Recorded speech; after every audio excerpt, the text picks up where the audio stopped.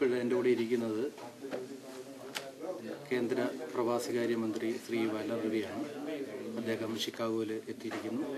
പ്രവാസികാര്യ മന്ത്രി എന്നുള്ള നിലയിൽ ഇത് ഷിക്കാഗോയിലെ ആദ്യത്തെ സന്ദർശനമാണെന്നാണ് ഞാൻ കേട്ടത്.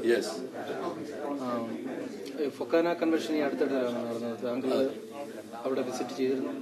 ഞാൻ 27-ാം തീയതി ലോസ് ഏഞ്ചൽസ് വിമാനം ഇറങ്ങിയതിന് ശേഷം അപ്പോൾ തന്നെ 2 മണിക്കൂർ കഴിഞ്ഞപ്പോൾ ഉള്ള ഒന്നാമത്തെ പരിപാടി 150ഓളം ഇന്ത്യക്കാരുണ്ട്, വ്യത്യസ്ത അവരുമായിട്ടുള്ള ചർച്ചകളെല്ലാം.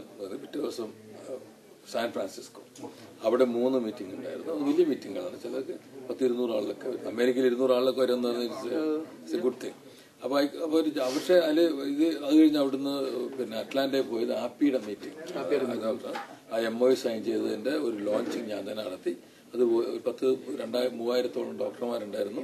ആൻഡ്രൂ എങ്ങനെ പോലുള്ള പ്രധാനപ്പെട്ട അമേരിക്കൻസ് ഉണ്ടായിരുന്നു. അപ്പൊ അവിടെ നല്ല മീറ്റിംഗൊക്കെ നടന്നു, പരിപാടിയായിരുന്നു. അവിടെ ആൻഡ്രൂ എങ്ങനെ ഒരു വാചകം പറയാം, ഇൻട്രസ്റ്റിംഗ് ഒരു വാചകം പറയാൻ പറഞ്ഞു. കാരണം എനിക്കൊന്ന് അറ്റാണ്ട് എനിക്ക് ഇഷ്ടപ്പെട്ടത് മഹാത്മാഗാന്ധിയുടെ സ്റ്റാച്യു, മാർട്ടിൻ ലൂതർ കിങ്ങിന്റെ കുടീരവും മെമ്മോറിയലും എല്ലാം ഒരുമിച്ച് നിൽക്കുന്നത് നമ്മുടെ ഇന്ത്യക്കാരന്റെ മനസ്സിനെ ടച്ച് ചെയ്യുന്ന ഒരു കാര്യങ്ങളാണ്. രണ്ടുപേരും രക്തസാക്ഷികളാണ്. രണ്ടുപേരും ഹ്യൂമൻ റൈറ്റ്സിന് വേണ്ടിയും മനുഷ്യാവകാശത്തിന് വേണ്ടിയും രക്തസാക്ഷികളായവരാണ്. അപ്പൊ ആൻഡ്രൂ യങ് പറഞ്ഞത് കാർട്ടർ ഒന്ന് പ്രസിഡന്റായി അന്ന് ഞാൻ പ്രവർത്തിച്ചിരുന്നു. പക്ഷേ കാർട്ടർ പ്രസിഡന്റ് ആയിരുന്നപ്പോൾ ഒരു അമേരിക്കൻ പട്ടാളക്കാരനും ലോകത്തിൽ ആരെയും വെടിവെച്ച് വന്നിട്ടില്ല, ഒരു അമേരിക്കൻ പട്ടാളക്കാരനെയും ആരും വെടിവെച്ച് വന്നിട്ടില്ല. It is A very significance എന്റെ സംഗതി പറഞ്ഞു. അപ്പൊ ഒരു ആറ്റിറ്റ്യൂഡ് എന്താ തോന്നി അവിടെ. അത് നല്ല മീറ്റിംഗ് ആയിരുന്നു. അവിടെ പ്രവാസികാര്യ വകുപ്പിന്റെ കാര്യങ്ങളും ഇന്ത്യ കാര്യങ്ങളും അവരുടെ ചെയ്യുന്ന കാര്യങ്ങളൊക്കെ പറയാൻ കഴിഞ്ഞു. അവിടെ നമ്മൾ ഓർലാൻഡോയിൽ, അതിനിടയ്ക്ക് അറ്റ്ലാന്റയിൽ വേറെ മീറ്റിംഗ് ഉണ്ടായിരുന്നു, ഗാന്ധി ഫൗണ്ടേഷൻ മീറ്റിംഗ് ഉണ്ടായിരുന്നു. ഓർലാൻഡോയിൽ നമ്മളുടെ കൺവെൻഷൻ അവിടെ അവിടുത്തെ കേരളത്തിന്റെ വികസന കാര്യങ്ങളെ കുറിച്ചുള്ളത് അങ്ങനെയുള്ള സമ്മേളനമൊക്കെ ഉണ്ടായിരുന്നു. അതോടൊപ്പം അവിടെ ഫെഡറേഷൻ ഓഫ് ഇന്ത്യൻ അസോസിയേഷന്റെ മീറ്റിംഗുകളുണ്ടായിരുന്നു. ഗോപിയുടെ മീറ്റിംഗ് ഉണ്ടായിരുന്നു.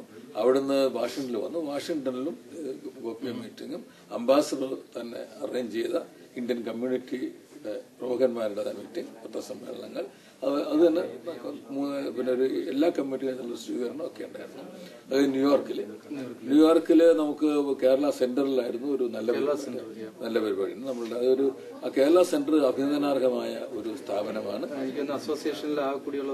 അതെ, ആ കേരള സെന്ററിനെ ഒരു വലിയ പ്രവാസി കേന്ദ്രമാക്കി നമുക്ക് സാംസ്കാരിക കേന്ദ്രമാക്കി നിലനിർത്താൻ കഴിയും. അതിന്റെ സംഘാടകരോട് എനിക്കറിയുന്നവരാണ്. ഞാൻ എന്റെ പലപ്പോഴും പോയിട്ടുള്ള ആളാണ്. അതിനെ അഭിനന്ദിക്കാൻ ഈ അവസരം ഞാൻ വിനിയോഗിക്കുന്നു. പിന്നെ അവിടെ മീറ്റിംഗുകൾ ഉണ്ടായിരുന്നു. ഗുജറാത്തി കൺവെൻഷൻ പങ്കെടുക്കാൻ കഴിയും. അവരുടെ ഫസ്റ്റ് ഡേ ലൈനാണെങ്കിലും പിറ്റേ ദിവസം രാജീവ് ഗാന്ധി സെന്ററിൽ ഉദ്ഘാടനം നടത്താൻ കഴിഞ്ഞു. വലിയ സമ്മേളനം ഗുജറാത്തികൾ. അവിടെ ഒരു പ്രത്യേകത ഞാൻ കണ്ടത്, പ്രസംഗിക്കുന്ന ആൾക്കാർ പറഞ്ഞു, എന്നോടല്ല ബാക്കിയോട് പറഞ്ഞു ഗുജറാത്തിൽ പ്രസംഗിക്കണമെന്നായിരുന്നു ബന്ധം അവിടെ എല്ലാവർക്കും. അപ്പൊ ഇവൻ പ്രഫുൽ പട്ടോട് പോലും പറഞ്ഞു ഗുജറാത്തിൽ പ്രസംഗിക്കാൻ പറഞ്ഞു. ഇവരെ ഗുജറാത്തി അത് നല്ല ഇതാണ്. ഞാൻ എന്നോട് പറഞ്ഞില്ല എങ്കിലും ഞാൻ അവരുടെ സ്മരണ ഞാൻ പറഞ്ഞു, മുझे गुजराती मालूम नहीं, मुझे हिंदी मालूम था, बट मेरे मलयालम का मेरा भाषा है, इसलिए मैं अंग्रेजी में बोल रहा हूँ. सो they were very happy. അത് കഴിഞ്ഞിട്ട് അവരുടെ രാജീവ് ഗാന്ധിയുടെ കഴിഞ്ഞു. It is A better convention. So അത് കഴിഞ്ഞ് നമ്മളുടെ കൺവെൻഷനും പിന്നെ വേറെ മീറ്റിലൊക്കെ ഉണ്ടായിരുന്നു. എന്റെ പോയിന്റ് എന്ന് വെച്ചാൽ ചിക്കാഗോയില്. അപ്പൊ ഇന്നലെ എന്റെ രാത്രി പോയിട്ട് കഴിഞ്ഞപ്പോൾ എനിക്ക് പ്ലെയിൻ ഇല്ല. അവിടെ നേരത്തെ തീരുമാനിച്ചു ഈ ഒരു ദിവസം ചിക്കാഗോയിൽ വിനിയോഗിച്ച് കളയാം. അപ്പൊ ഈ അമേരിക്കനിലെ ഇന്ത്യക്കാർ ഏറ്റവും കൂടുതലുള്ള ഹൂസ്റ്റനൊഴിച്ച് ബാക്കി മിക്കവാറും സ്ഥലങ്ങളിലൊക്കെ ടച്ച് ചെയ്യുന്നു. മാത്രമല്ല എനിക്ക് ഇന്ത്യൻ കമ്മ്യൂണിറ്റിയുമായി ഇൻ ടോട്ടാലിറ്റി വളരെയധികം ഇടപഴകാനും അവരെ ഈ മിനിസ്ട്രിയുടെ കാര്യങ്ങൾ ബോധ്യപ്പെടുത്താനും ഒരു അവയർനെസ് ഉണ്ടാക്കാൻ കഴിഞ്ഞു എന്നതാണ് എന്റെ ഒരു സാറ്റിസ്ഫാക്ഷൻ. അപ്പൊ ഇത്രയും പല ഡിഫറെന്റ് ആയിട്ടുള്ള ഇന്ത്യൻ കമ്മ്യൂണിറ്റി ആയിട്ട് മീറ്റ് ചെയ്തു. അവർ കോമൺ ആയിട്ട് എന്തെങ്കിലും സജസ്റ്റ് ചെയ്തു? ഉണ്ട്. ഞാൻ ആലോചിച്ചു, ഞാൻ ഇവിടെ ചിക്കാഗോ എത്ര കൊല്ലം 28 കൊല്ലമായിട്ട് വരുന്ന ആളാണ്. പക്ഷെ അന്നൊക്കെ മലയാളികൾ സുഹൃത്തുക്കളല്ലേ ഉള്ളൂ. എല്ലായിടത്തും മലയാളി സുഹൃത്തുക്കളുണ്ടെങ്കിൽ പോലും ഇത്തവണ എല്ലാവരെയും കണ്ടു. എല്ലാവരും കോമൺ ആയിട്ട് പറഞ്ഞ 1-2 കാര്യങ്ങളിൽ ഒന്ന് വിമാന സർവീസ് നേരിട്ട് ഉള്ളത് ചില ഭാഗങ്ങളിൽ നിന്ന് കൂടെ വേണം, ഫ്രീക്വൻസി കൂടുതൽ വേണം. അപ്പോൾ ഞാൻ അവരോട് പറഞ്ഞു, പ്രഫുല്ലും പറഞ്ഞു, വിമാനം മേടിച്ച് തുടങ്ങി കഴിയുമ്പോൾ, ഡെലിവറി തുടങ്ങി കഴിയുമ്പോൾ നമുക്ക് ഡയറക്റ്റ് ഫ്ലൈറ്റ് പലയിടത്തു നിന്നും തുടങ്ങാം എന്ന് അദ്ദേഹം തന്നെ പറയുന്നത്. എല്ലായിടത്തും ഒരു കോവൻ്റെതാണ്. പിന്നെ ഒന്നും എല്ലാവർക്കും അറിയേണ്ടത് ഞങ്ങളുടെ സിറ്റിസൺഷിപ്പ് എന്താണ്, ഞങ്ങളുടെ വോട്ടവകാശം എങ്ങനെയാണ്. അപ്പോൾ ആ വോട്ടവകാശത്തെ കുറിച്ച് വിശദീകരിച്ചു. കാരണം അവിടെ പേര് ചേർക്കും, നിങ്ങളുടെ വോട്ട് ചെയ്യാം, മത്സരിക്കാം, സ്ഥാനാർത്ഥിയാകാം, MLA MP ആകാം. അവിടെ ഉണ്ടെങ്കിൽ നടക്കുള്ളൂ. നേരും കൂടെ പറഞ്ഞവരോട്. പിന്നെ എന്നുള്ളത് ഈ OCA കാർഡ് നിങ്ങൾ മേടിക്കണം.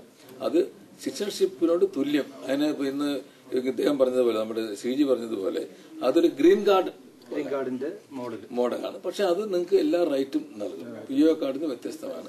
അപ്പൊ അതുകൊണ്ട് അതിലൊക്കെ ഒരു സാറ്റിസ്ഫാക്ഷൻ ഉണ്ട്.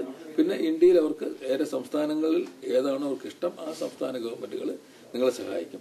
ഇനി ഏതൊരു ഇന്ത്യക്കാരന്റെയും ഏതൊരാവശ്യവും ഏതൊരവസരത്തിലും എന്നോട് ബന്ധപ്പെട്ടാൽ എനിക്ക് ചെയ്യാവുന്നത് ഞാൻ ചെയ്തിരിക്കും, റെസ്പോണ്ട് ചെയ്തിരിക്കും. സാധാരണ ജനങ്ങള് പിന്നെ നിങ്ങൾക്ക് ഏതെങ്കിലും സ്റ്റേറ്റുമായിട്ട് ഏതെങ്കിലും ഏർപ്പാട് വേണം, അതിന് എന്റെ ഒരു സഹായം വേണമെങ്കിൽ ഭാഗ്യവശാൽ എനിക്ക് ഏതൊരു ചീഫ് മിനിസ്റ്ററോടും ഫോണിൽ സംസാരിക്കാം. I can talk to them. ഇപ്പോ ഫൊക്കാന കൺവെൻഷനിൽ ചെന്നപ്പോഴത്തേക്ക് അവിടെ ഇന്ത്യൻ ചേംബർ ഓഫ് കൊമേഴ്സുമായിട്ട് ബിസിനസ് മീറ്റിംഗ് നടത്തി. അതുപോലെ തന്നെ മറ്റ് പല കമ്മ്യൂണിറ്റിയുടെ മീറ്റിംഗിലും പങ്കെടുത്തു. അപ്പൊ ഏതെങ്കിലും ഒരു പ്രത്യേക ഒരു ബിസിനസ് ഇൻട്രസ്റ്റ് നമ്മുടെ അമേരിക്കൻ ഇന്ത്യൻ കമ്മ്യൂണിറ്റിയിൽ നിന്ന് ലഭിച്ചിട്ടുണ്ടോ? അവർക്ക് താല്പര്യമുണ്ട്. പക്ഷെ അവർക്ക് ഞാൻ പറഞ്ഞൊരു കാര്യം, നിങ്ങൾ 10,000 കോടി മുടക്കുന്ന വൻകിട വ്യവസായം നടക്കുന്ന ഡിഫിക്കൽട്ടീസ്. നിങ്ങൾക്ക് ഏറ്റവും എളുപ്പത്തിൽ മുതൽ മുടക്കാവുന്നത് സർവീസ് സെക്ടറാണ്. സ്പെഷ്യാലിറ്റി ഹോസ്പിറ്റൽസ്, ഹോട്ടലുകൾ, ടൂറിസം ഡെവലപ്മെന്റ് സഹായിക്കുന്ന ഘടകങ്ങൾ, മെഡിക്കൽ ടൂറിസം, ഈ മേഖലകളിലൊക്കെ നിങ്ങൾക്ക് പണം മുടക്കാം. അത് നല്ല റിട്ടേൺസ് ഉണ്ടാകും. അപ്പൊ അതുകൊണ്ട് അത് സർവീസ് സെക്ടറാണെന്ന് മാത്രമല്ല, വലിയ മുതൽ മുടക്ക് വേണ്ടല്ലോ, അതിന് റിട്ടേൺസ് കിട്ടുകയും ചെയ്യും. അപ്പൊ അതായിരിക്കും നിൽക്കുന്നത്. അതായിരിക്കും നല്ലത്. അത് കേരളത്തിന് ഗുണം ചെയ്യുകയും ചെയ്യും. ആ ചർച്ചയിൽ ഞാൻ ഒന്നിട്ട് കാര്യം ചൂണ്ടിക്കാണിച്ചു. നമ്മൾ നെൽകൃഷിക്ക് നടത്തണം. പക്ഷെ നെൽകൃഷി നടത്തുമ്പോൾ തന്നെ നിലനിർത്തിക്കൊണ്ടുപോകേണ്ടി വരുന്ന കാര്യം ശ്രദ്ധിക്കും. അപ്പൊ നമ്മളുടെ കേരള ഒരു സംസ്ഥാനം, അരി ഇറക്കുന്ന സംസ്ഥാനമാണ്. നമ്മൾ ആ ഒരു അടിസ്ഥാനത്തിൽ തന്നെ കാണണം. എന്നിട്ട് നെൽകൃഷി ഉള്ളതിനെ സംരക്ഷിക്കുക, അതോടൊപ്പം തന്നെ മറ്റ് നാണ്യവിളകൾ ഉണ്ടാക്കുക. ഈ കൃഷി നമ്മുടെ ഒരു ബേസാണ് ഇപ്പോഴും.